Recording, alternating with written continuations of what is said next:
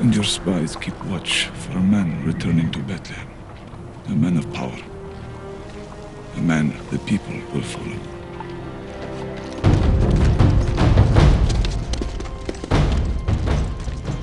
If I claim this child is mine, I will be lying.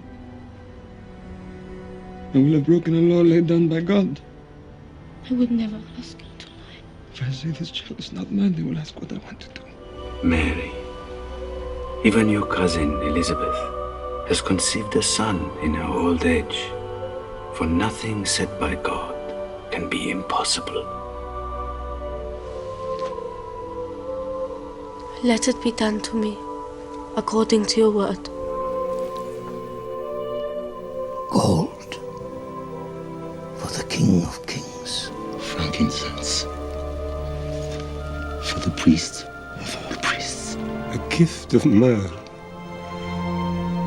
to honor thy sacrifice.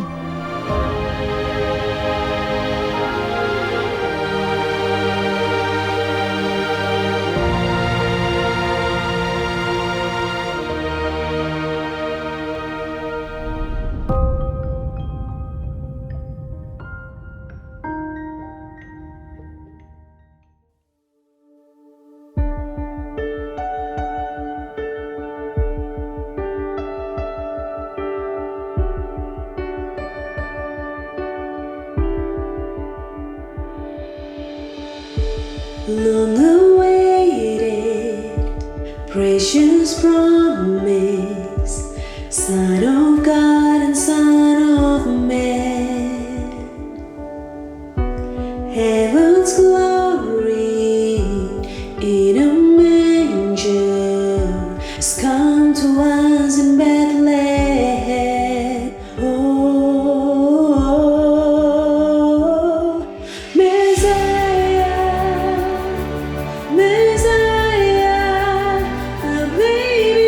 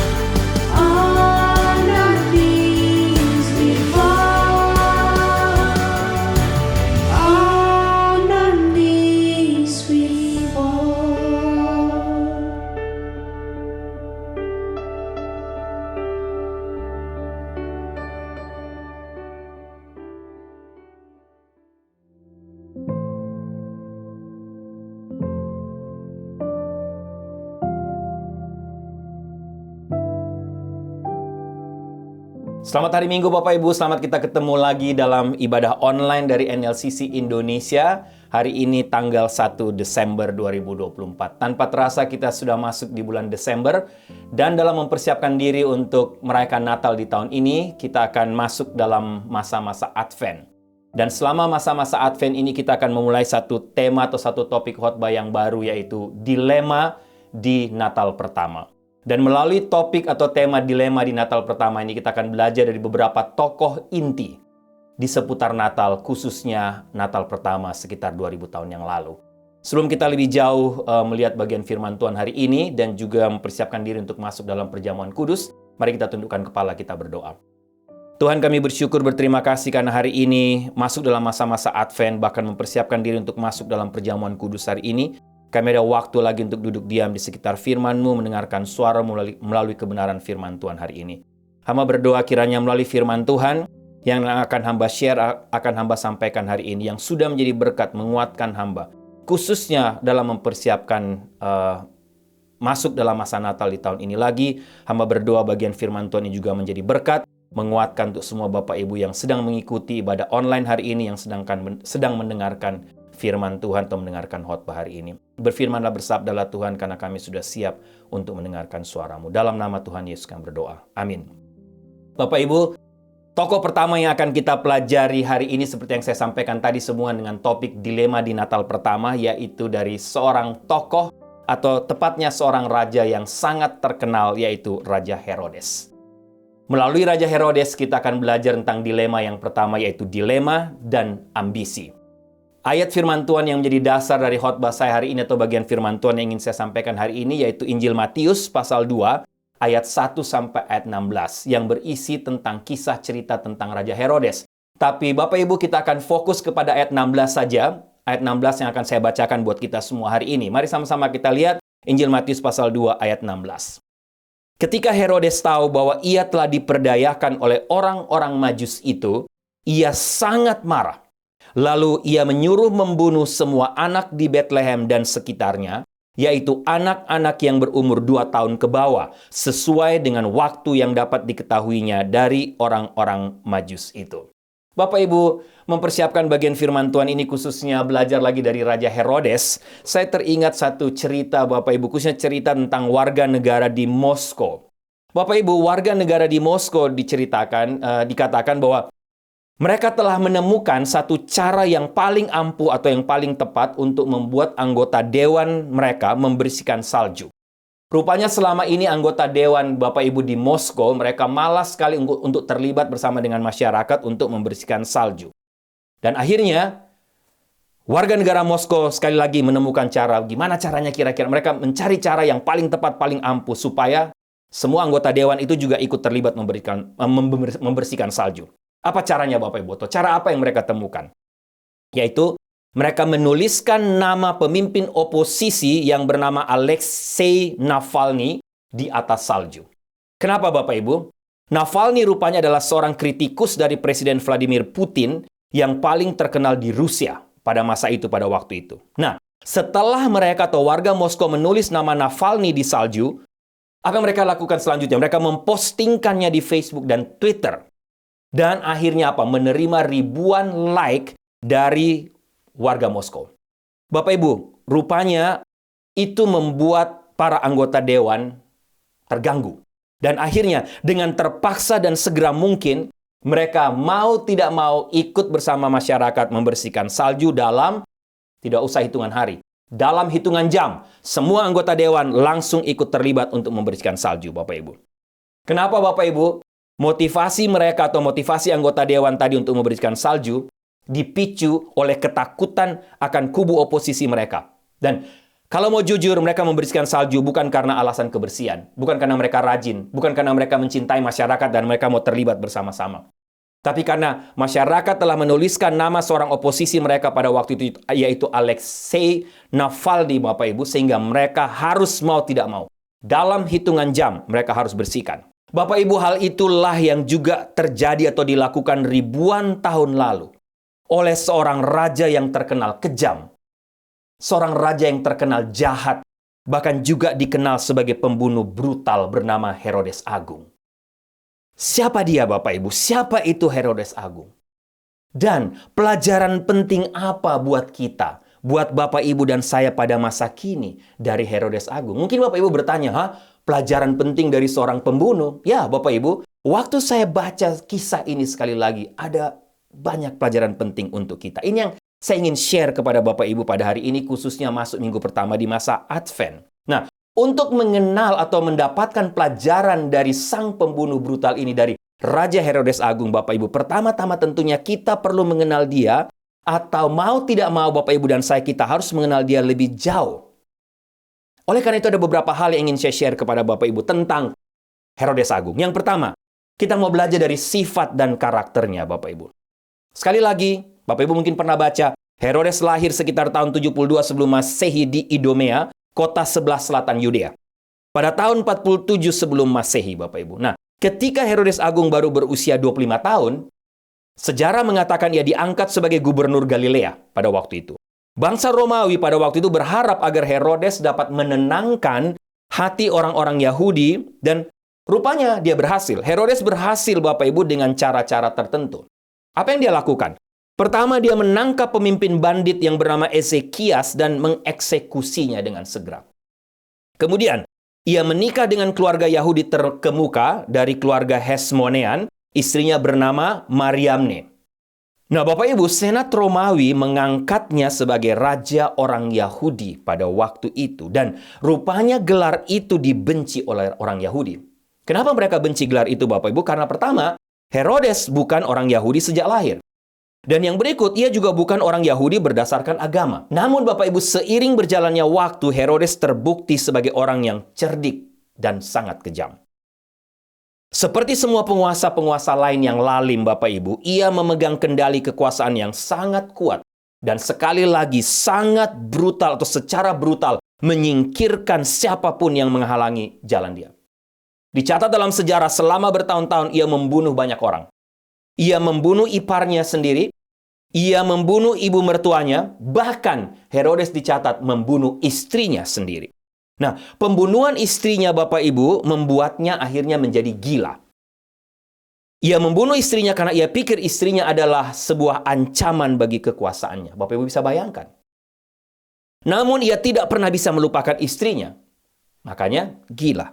Meskipun ia baru berusia 44 tahun pada saat membunuh istrinya, Bapak Ibu, dan meskipun ia hidup hingga usia 70 tahun, pembunuhan istrinya adalah boleh dikatakan awal dari akhir hidup Herodes.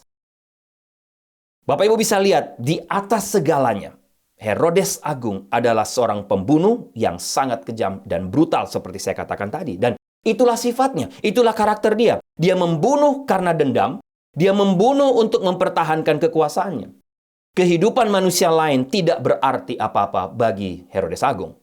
Dan seorang sejarawan besar, Bapak Ibu, bernama Yosefus menyebutnya sebagai seorang raja yang biadab. Penulis lain ada yang menjulukinya sebagai evil maniac atau maniak yang jahat.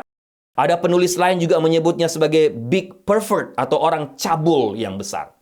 Itulah identitas dari Raja Herodes Agung, Bapak Ibu. Nah, mungkin karakter dasarnya yang paling jelas bisa terlihat dari satu kejadian yang terjadi pada tahun 7 sebelum Masehi, Bapak Ibu. Herodes pada waktu itu sudah tua, dia telah berkuasa selama kurang lebih 41 tahun. Apa yang terjadi? Dia tahu bahwa ia tidak akan hidup lebih lama lagi. Kemudian dia mendengar kabar bahwa anak-anaknya atau putra-putranya berencana untuk menggulingkan kekuasaannya pada waktu itu. Dan anak-anak laki-lakinya ini atau mereka adalah putra dari mendiang istrinya yang dia bunuh juga, yang bernama Mariamne. Ia memerintahkan agar semua anak-anaknya itu dibunuh. Dengan cara apa, Bapak Ibu? Dicekik. Tidak heran, Bapak Ibu, makanya Kaisar Agustus pada waktu itu berkata, lebih aman untuk menjadi babi betina dari Herodes daripada menjadi putranya atau daripada menjadi anaknya.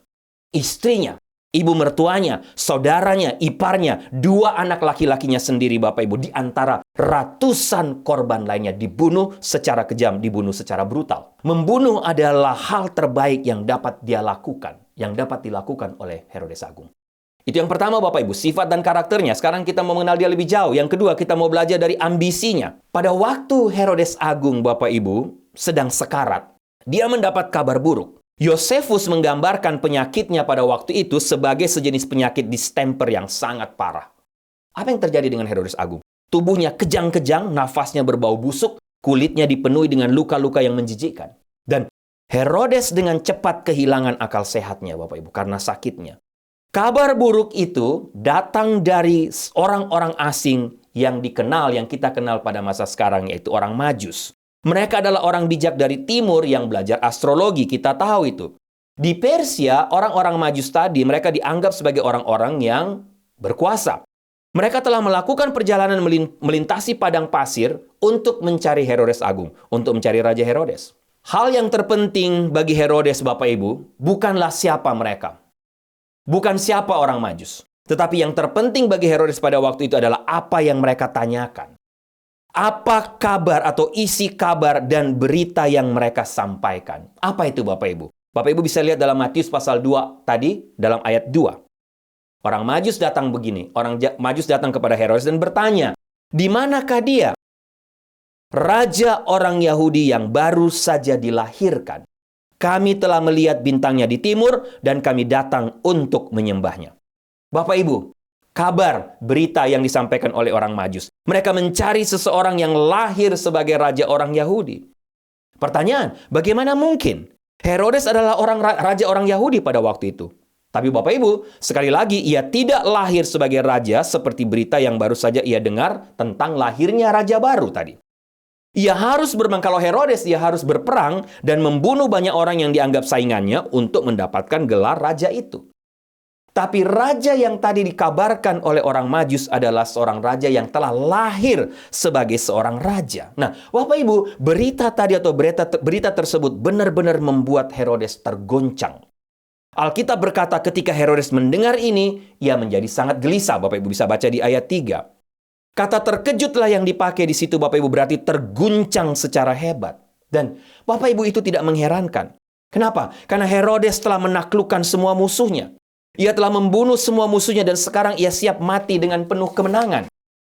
Dan pertanyaan orang Majus itu benar-benar mengganggu rasa damai dan rasa puas dari Herodes pada waktu itu. Itulah sebabnya Herodes kemudian diceritakan Bapak Ibu memanggil semua imam kepala dan ahli Taurat dan dia bertanya kepada mereka, di mana raja itu akan dilahirkan? Dan mereka katakan apa? Di Bethlehem, di Yudea. Sebab begitulah yang dituliskan oleh para nabi.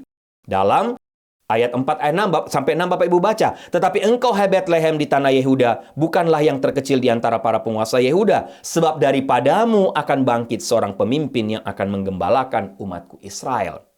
Nah, Bapak Ibu, Herodes mungkin tidak tahu banyak hal atau info tentang raja yang baru tadi yang dikabarkan oleh para orang Majus. Tapi ingat, Herodes tidak bodoh Bapak Ibu. Herodes langsung berpikir cepat. Dia katakan, ini saatnya saya harus bergerak dengan cepat. Orang bijak bertanya, orang Majus maksudnya bertanya, di mana bayi itu lahir? Raja orang Yahudi. Dan para ahli Taurat telah memberikan konfirmasi nubuatan dari perjanjian lama tentang kelahiran Mesias. Di mana? Di Bethlehem. Mereka sampaikan kepada Herodes. Apa yang Herodes lakukan Bapak Ibu? Mungkin Bapak Ibu tahu, Herodes bergerak cepat untuk segera menghentikan hidup dari bayi tersebut. Tidak ada jalan lain. Ia harus membunuhnya. Dan Bapak Ibu sekali lagi, nalurinya sebagai seorang pembunuh yang kejam dan brutal terpancing pada waktu itu. Mengapa saya katakan berita buruk bagi Herodes dan mengapa Herodes begitu terguncang? Mengapa Herodes harus bergerak dengan cepat untuk membunuh bayi itu Bapak Ibu? Sekali lagi, karena Herodes merasa posisinya terancam. Dan ia tentunya tidak ingin bayi tadi menggantikan posisi dia sebagai raja pada waktu itu. Bapak Ibu lihat, sudah tua. Tapi tetap ada ambisi. Sudah tua tapi dia merasa posisinya terancam dengan kelahiran seorang bayi yang disebut sebagai Raja Yahudi tadi. Dan Bapak Ibu, disinilah dilema sang raja mulai muncul antara ambisi atau bertindak dengan benar. Antara posisi atau melakukan hal yang benar. Dan saya mendapatkan pelajaran pertama Bapak Ibu untuk kita semua pada masa sekarang dari bagian ini. Sekaligus tantangan buat kita, tantangan buat Bapak Ibu dan saya. Ketika kita menghadapi dilema hidup, ketika Bapak Ibu dan saya menghadapi dilema hidup seperti Herodes, Bapak Ibu, kita pilih yang mana? Ambisi atau bertindak dengan benar? Uang atau persahabatan? Uang atau Tuhan? Sanjungan dari orang banyak atau hubungan baik yang harus dipertahankan? kekayaan dan harta dunia, atau rasa damai dan keharmonisan dalam keluarga, dalam rumah tangga. Harta dunia, kekayaan, atau keharmonisan hubungan satu dengan yang lain dalam gereja, dalam persekutuan sebagai orang percaya. Pertanyaan sekaligus tantangan buat Bapak, Ibu, dan saya. Bapak, Ibu, kita sudah melihat sifat dan karakter Herodes. Kita sudah melihat ambisinya. Dan sekarang yang ketiga, kita mau melihat yang berikut lebih jauh tentang Herodes Agung.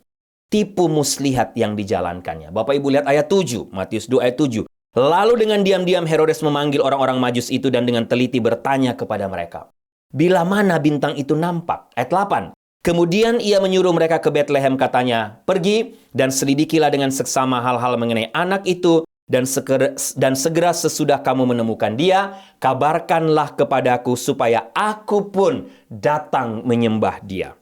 Bapak Ibu, pertanyaan, apakah benar Herodes hendak datang menyembah bayi Yesus? Saya yakin kita tahu jawabannya, tentu tidak. Dia justru merasa terancam dan sama seperti yang dia lakukan kepada mertua, ipar, anak, istrinya, Bapak Ibu. Herodes akan segera membunuh bayi yang adalah raja yang baru lahir itu. Berdasarkan sifat dan karakternya sebagai pembunuh brutal tadi. Orang Majus sama sekali tidak menyadari bahwa mereka sebenarnya sedang berada dalam jerat karena mereka tidak dapat membaca motivasi Herodes yang penuh dengan tipu muslihat. Tapi Bapak Ibu, apa yang kita pelajari di sini? Jangan lupa, Tuhan yang Maha Tahu itu tahu rencana busuk Herodes yang dibungkus dengan kata-kata manis. Aku pun akan datang menyembah dia. Bapak Ibu, Tuhan melindungi bayi Natal dari rencana pembunuhan Herodes dengan cara apa? Memperingatkan mereka melalui mimpi. Matius 2 ayat 12, dan karena diperingatkan dalam mimpi supaya jangan kembali kepada Herodes, maka pulanglah mereka ke negerinya melalui jalan lain. Orang Majus itu taat kepada peringatan Tuhan melalui mimpi, kemudian mereka pergi ke timur, dan juga Maria dan Yusuf serta bayi Yesus pergi ke barat menuju ke Mesir. Nah, Bapak Ibu, ada sebuah kisah tentang sepasang suami istri yang pergi ke zoo, Bapak Ibu, ke kebun binatang. Di sana mereka melihat sepasang monyet yang bermain bersama, monyet jantan dan monyet betina, bermain bersama dengan atau secara begitu mesra, Bapak Ibu. Dilihat di kebun binatang itu. Dan spontan istri dari laki-laki tadi katakan kepada suaminya, "Pak, kamu lihat tuh, wow, betapa romantisnya pasangan monyet itu. Mereka berjalan bersama-sama, mereka pergi bersama-sama." Tapi Bapak Ibu, sambil mereka jalan di kebun binatang itu, mereka kemudian melihat yang berikut seekor singa. Dan kebetulan yang mereka lihat itu singa jantan, dan singa jantannya berdiri sendirian di atas satu batu besar, Bapak Ibu, terpisah dari pasangannya yang tidak terlihat pada waktu itu. Nah, mereka tidak tahu di mana betinanya. Tapi Bapak Ibu, habis melihat singa itu, istri laki-laki itu mengatakan lagi kepada suaminya, "Pak, lihat tuh. Sedih sekali ya, beda sekali dengan monyet tadi. Lihat singa itu, kasihan dia kesepian sendirian." Nah, Bapak Ibu, suaminya katakan begini. Rupanya suaminya melihat ada satu singa betina yang sedang berdiri sendiri, Bapak Ibu. Suaminya katakan kepada istrinya begini, "Ma, coba ya kita lempar batu kepada singa. Kamu lihat nggak singa betina itu yang ada di balik pohon itu? Coba kita lempar singa betina itu dan kita lihat apa yang akan terjadi." Bapak Ibu, waktu mereka lempar singa betina itu, dengan sekejap singa jantan tadi yang sedang sendiri mengaum, menggelegar, dan kemudian lari dengan segera untuk melindungi singa betina tadi. Hal yang sama mereka lakukan kepada monyet. Suaminya juga bilang gini, "Sekarang kita coba sama monyet, Bapak Ibu." Bapak Ibu, waktu mereka lempar monyet betina, Bapak Ibu, apa yang terjadi? Monyet jantan itu langsung lari terbirit-birit, melompat Bapak Ibu, naik ke atas pohon, lari sendirian. Nah, Bapak Ibu, habis melihat dua kejadian itu, suaminya berkata kepada istrinya, "Ma, makanya ya ingat, jangan tertipu dengan apa yang kamu lihat. Jangan tertipu dengan apa yang kamu lihat langsung dengan mata kamu. Jangan kamu tertipu dengan apa yang kamu dengar. Banyak kali penipuan sering kali tersembunyi di balik hal yang kelihatan baik dan manis. Bahkan nampak rohani sekalipun." Bapak Ibu, menarik cerita ini. Tapi saya mendapatkan pelajaran kedua untuk kita, untuk saya, untuk Bapak Ibu. Hal yang sama terjadi dalam hidup kita, manusia. Seringkali kita gampang tertipu dengan orang yang kelihatannya baik dan manis kepada kita. Benar nggak Bapak Ibu? Tapi jangan, Bapak Ibu, belum tentu motivasi hatinya benar dan baik. Dan itulah yang terjadi dalam kisah di Natal pertama. Herodes panik dan mulai merencanakan tipu muslihat. Dengan kata-kata yang manis, sifat dan karakter ini boleh dikatakan masih hidup sampai hari ini, Bapak Ibu. Sampai pada masa sekarang, bukan hanya terjadi di antara singa dan monyet di kebun binatang, tapi juga terjadi di antara manusia. Terjadi di antara orang banyak, di tengah kumpulan orang percaya juga, Bapak Ibu. Rela menipu dan rela berdusta demi sesuatu. Apa itu? Demi posisi, demi harga diri, demi kesombongan, demi uang, demi sanjungan, dan lain sebagainya. Dan sekali lagi Bapak Ibu, kita juga bisa melihat itu pun terjadi di tengah-tengah orang percaya. Di tengah-tengah gereja. Sangat menyedihkan Bapak Ibu. Herodes berdiri sebagai simbol orang-orang yang kelihatannya baik dan manis. Tapi hatinya busuk dan kejam, penuh dengan tipu muslihat. Mereka rela melakukan apa saja demi mencapai keinginan hatinya yang haus akan kekuasaan. Bapak Ibu, menurut saya Herodes mewakili sistem dunia yang haus darah, kejam, dan pendendam. Herodes meninggal, Bapak Ibu. Dia sudah mati, Bapak Ibu. Tapi rohnya tetap hidup sampai detik ini, sampai hari ini. Sampai hari ini masih ada orang-orang yang menyebut nama Tuhan Yesus di bibirnya. Menyebut diri sebagai orang percaya, sebagai orang Kristen di bibirnya. Tapi berhati penipu dan licik. Bapak Ibu, kita lihat apa yang terjadi selanjutnya dari kisah ini. Herodes yang hendak melakukan aksi tipu muslihat menjadi sangat marah. Kenapa Bapak Ibu? Karena sekarang dia yang merasa tertipu. Artinya si penipu pun telah ditipu. Baca Matius 2 ayat 16a. Ketika Herodes tahu ia telah diperdayakan oleh orang-orang Majus itu, ia sangat marah. Bapak Ibu, terlihat di sini Tuhan menjaga orang Majus dan bayi Yesus.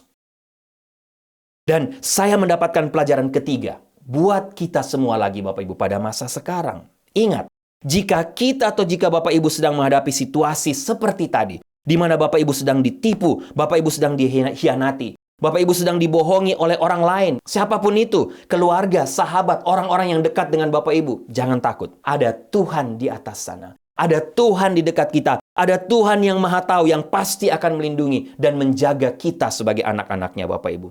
Bapak Ibu lihat tadi orang-orang seperti tadi, mereka rela menghancurkan orang benar dengan cara apapun. Tapi rencana licik mereka suatu waktu akan menjadi bumerang bagi mereka Bapak Ibu. Kadang orang-orang seperti tadi mereka berpikir rencana jahat mereka terhadap orang benar tidak ada yang tahu. Mereka bisa melakukan semau mereka bisa melakukan apa saja. Mereka lupa bahwa Tuhan yang Maha Tahu pasti akan melindungi anak-anaknya, pasti akan melindungi orang benar. Sehingga Bapak Ibu benarlah apa yang dikatakan dalam Amsal pasal 24 ayat 15. Jangan mengintai kediaman orang benar seperti orang fasik. Jangan merusak rumahnya. Amsal 24 ayat 16. Sebab 7 kali orang benar jatuh, namun ia bangun kembali. Tapi orang fasik akan roboh dalam bencana.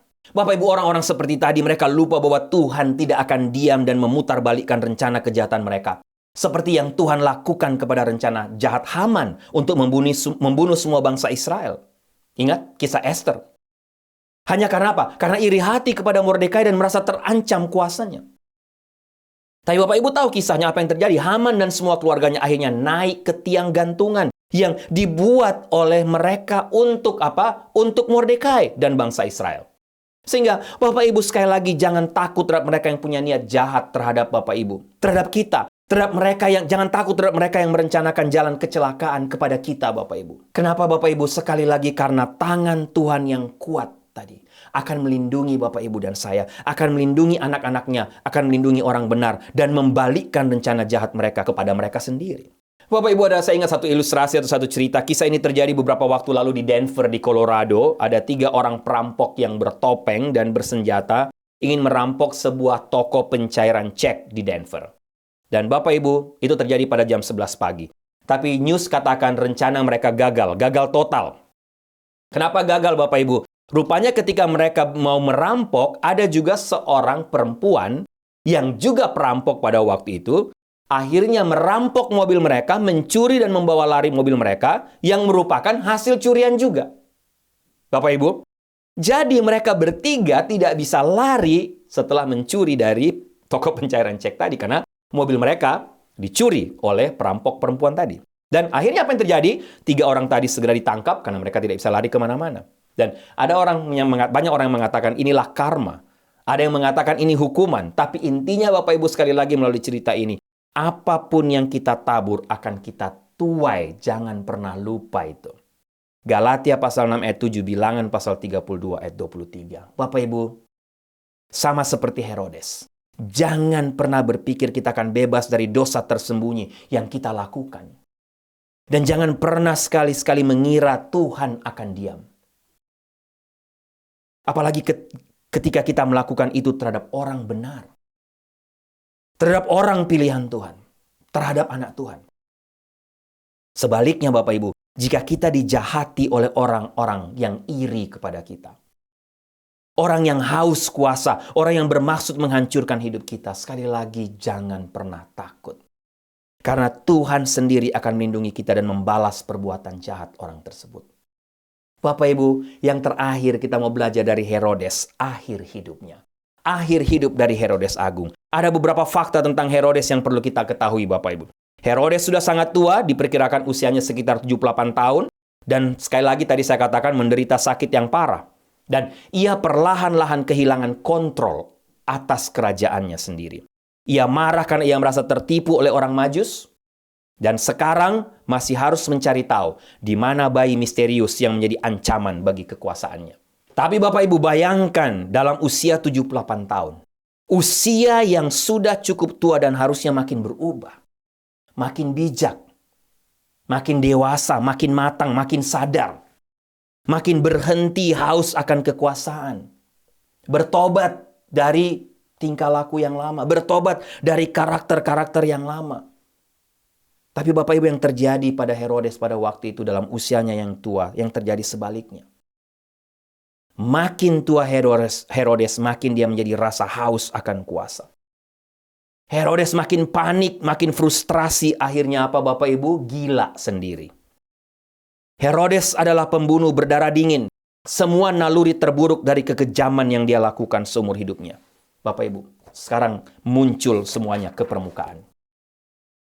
Dan saya mendapatkan pelajaran terakhir, pelajaran keempat dari dilema dan ambisi Raja Herodes. Apa itu Bapak Ibu? Jangan lupa, karakter asli kita selalu akan muncul ke permukaan ketika tantangan dan ancaman akan harga diri, akan kekuasaan atas diri kita datang. Khususnya jika kita belum bertobat dan belum menyerahkan karakter dan sifat-sifat buruk kita kepada Tuhan. Khususnya ketika kita belum pernah bertobat, belum pernah menerima Tuhan Yesus sebagai Tuhan dan Juru Selamat. Belum pernah minta ampun kepada Tuhan atas semua dosa kita. Bapak Ibu, harus kita akui seringkali kita berkata, ya itulah saya. Ya, saya memang sudah seperti itu. Inilah saya tidak bisa berubah. Bapak Ibu, ini benar-benar tipuan setan menurut saya. Belajar lagi dari dilema berikut dari Raja Herodes. Mempertahankan karakter atau sifat hidup lama kita, atau bahkan menjadikannya sebagai senjata atau tameng untuk membela diri, ataukah kita mau bertobat? Ataukah kita mau datang kepada Tuhan dengan segala kerendahan hati, menyerahkan sifat-sifat buruk kita kepada Tuhan, dan minta Tuhan memproses, mengubah kita? Mana yang Bapak Ibu pilih? Bapak Ibu, dalam sejarah kekejaman Herodes ini dicatat sebagai yang paling kejam dalam sepanjang sejarah manusia. Kenapa? Ia memerintahkan membunuh semua bayi laki-laki usia 2 tahun ke bawah. Herodes dikenang orang karena kekejamannya dan kehausan akan kuasa yang tidak pernah pudar, bahkan di usia tuanya. Bapak Ibu lanjut, lihat Matius 2 ayat 16b. Lalu ia menyuruh membunuh semua anak di Bethlehem dan sekitarnya, yaitu anak-anak yang berumur 2 tahun ke bawah, sesuai dengan waktu yang dapat diketahuinya dari orang-orang Majus itu. Bapak Ibu, Herodes dia kehilangan akal sehatnya. Dia melakukan sesuatu yang pantas dilakukan oleh seorang Hitler, boleh dikatakan dalam zaman sekarang, oleh seorang Stalin atau Saddam Hussein. Ia memerintahkan pembunuhan berdarah dingin terhadap bayi laki-laki di bawah usia 2 tahun. Bapak Ibu, dapatkah kita membayangkan skenario ini? Menjelang pagi pembantaian selesai. Di seluruh kota Bethlehem, Bapak Ibu, bisa kita bayangkan terdengar tangisan, ratapan keras teriakan dari ibu-ibu yang menolak untuk dihibur. Kenapa? Karena anak-anak bayi mereka, anak-anak mereka yang baru lahir, anak-anak mereka yang di bawah 2 tahun telah dibunuh. Bapak Ibu, apakah benar Herodes melakukan kekejaman ini? Ya, benar.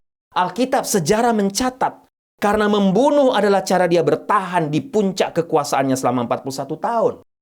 Tidak ada alasan untuk berpikir bahwa dia tidak akan melakukan hal yang brutal seperti itu, Bapak Ibu. Herodes puas. Dia percaya bahwa raja yang baru lahir itu telah mati. Namun sekali lagi dia tertipu, dia terkecoh. Karena ada tangan Tuhan sendiri yang telah menyelamatkan bayi Natal itu. Apa yang terjadi di akhir hidup Herodes? Ayat 19 mengatakan, dia mati, dan Yosefus mengatakan bahwa sebelum dia meninggal, belatung telah memakan sebagian tubuhnya sebelum dia mati, dan dia masuk ke dalam kubur, ke dalam tanah, Bapak Ibu.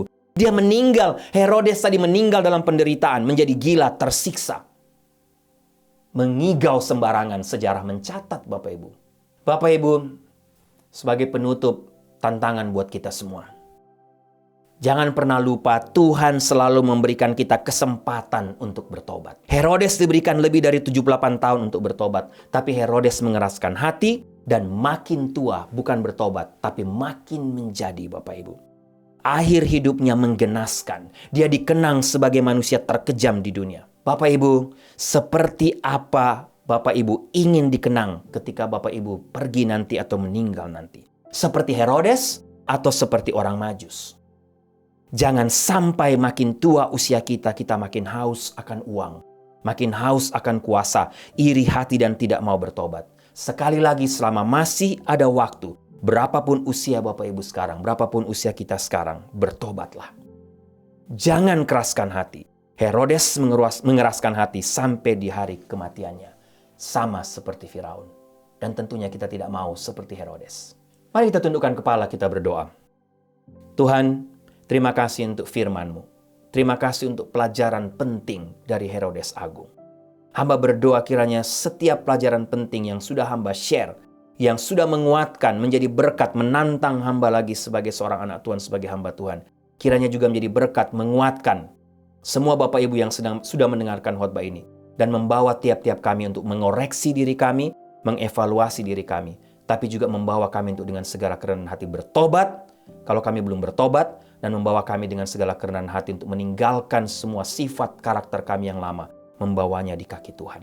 Terima kasih untuk firman-Mu. Berkati perjamuan kudus kami hari ini, Tuhan. Dalam nama Tuhan Yesus kami berdoa. Amin.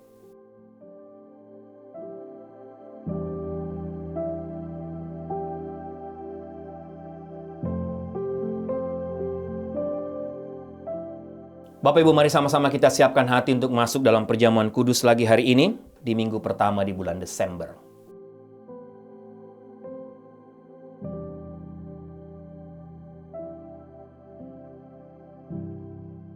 Jemaat yang kekasih, roti yang kita pecah-pecahkan ini mengingatkan kita akan tubuh Kristus yang diserahkan bagi kita untuk menebus kita. Demikian pula dengan cawan minuman ini yang kita pakai untuk mengucap syukur. Mengingatkan kita akan darah Kristus yang dicurahkan bagi kita untuk pengampunan dosa kita.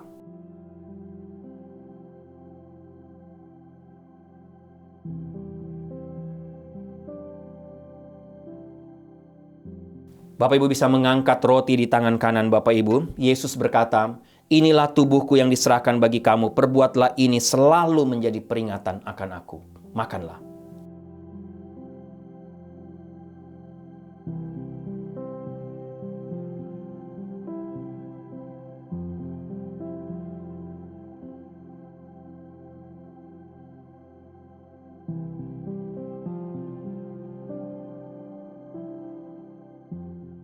Bapak Ibu juga bisa mengangkat cawan di tangan kanan Bapak Ibu. Pada malam yang sama, Yesus pun mengangkat cawan dan berkata, "Cawan ini adalah perjanjian baru yang dimeteraikan oleh darahku. Perbuatlah ini setiap kali kamu meminumnya, menjadi peringatan akan aku." Minumlah.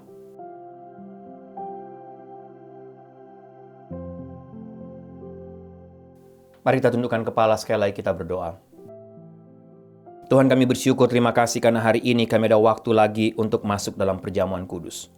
Hamba berdoa kiranya perjamuan kudus yang kami lakukan setiap sebulan sekali seperti hari ini tidak hanya membawa kami untuk mengingat, mengenang saja apa yang Kau telah lakukan di atas bukit Golgota. Tapi hamba berdoa kiranya setiap kali melakukan perjamuan kudus, kami diingatkan, tapi kami juga mengambil resolusi baru, komitmen baru di hadapan Tuhan. Setelah kami tahu bahwa Engkau sudah mati, atau karena kami tahu Engkau sudah mati di atas kayu salib untuk kami. Inilah waktunya sekarang untuk kami, untuk membuat satu komitmen apa yang harus kami lakukan dalam hidup ini untuk menghargai pengorbanan-Mu di atas kayu salib. Tolong supaya tiap-tiap kami hidup terus dalam kekudusan, takut akan Engkau, hidup dalam ketaatan akan firman-Mu. Terima kasih Tuhan, terima kasih untuk perjamuan kudus hari ini. Dalam nama Tuhan Yesus kami berdoa. Amin.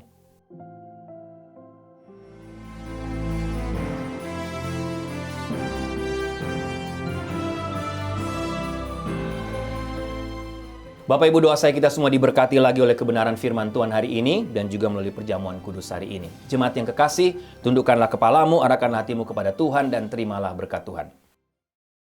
Anugerah keselamatan dari Tuhan Yesus Kristus, kasih sayang yang tidak berkesudahan dari Allah Bapa, serta penyertaan dari Roh-Nya yang kudus, kiranya menyertai engkau sekalian mulai hari ini sampai Maranatha Tuhan Yesus datang kembali. Haleluya, amin.